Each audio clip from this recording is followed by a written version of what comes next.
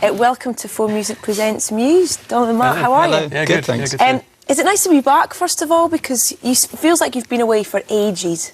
Yeah, it's good to come back and start playing live again, you know, because a lot of it, we've been sort of locked in the studio for about sort of on and off for 6 months. Supermassive Black Hole's the first, taster that people have of the new album, and you are a bit like that. Whoa, wasn't quite expecting that. No, I mean, that was definitely like quite a musical departure for our band, but I mean, I don't think it was a point of trying to shock people. We just felt like, that was a good move for us. Yeah. In the making of the album, I think there's always these two kind of possible directions we were going in. It was either like really getting obscure and kind of lost in sort of progressive weirdness, or kind of going for something that was a bit more challenging ourselves in terms of doing something that was very different to what you'd expect. There's a real kind of electro nod there. There's definitely a sort of glam T-Rex type thing there. I don't know.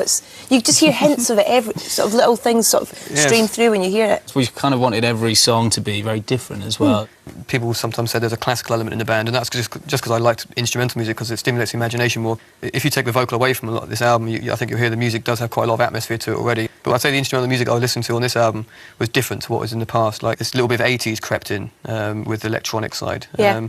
I think we tried to take the electronic side a bit further on this album than we did on the last one, and we actually bought some synthesizers for the first time. And I think the reason why some of the stuff we do on the synth sounds a bit 80s is because we actually are beginners when it comes to electronic music. I read some hilarious comment about Supermassive Black Hole, about the fact that it had been compared to Britney Spears. I've heard some loose things like that, but there's some song, isn't it? Yeah, I haven't actually heard that, but I heard someone who did a sort of morph between the two, and I went, oh God, blimey, that is quite similar, isn't it? And I think it's quite, it's nice to be compared to Britney Spears. I think it's a good vibe, You're kind of the fourth instrument in the band almost, because your voice is, it is an instrument the way that you use it. And there's been comparisons to Jeff Buckley and Freddie Mercury.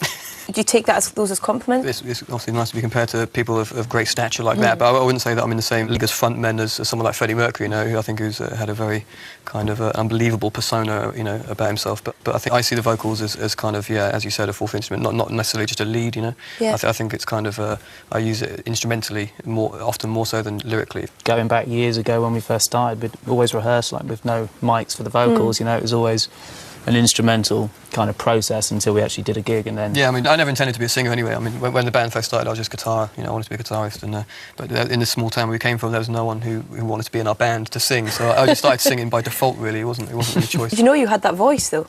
No, not really, no. What voice? Well, I guess.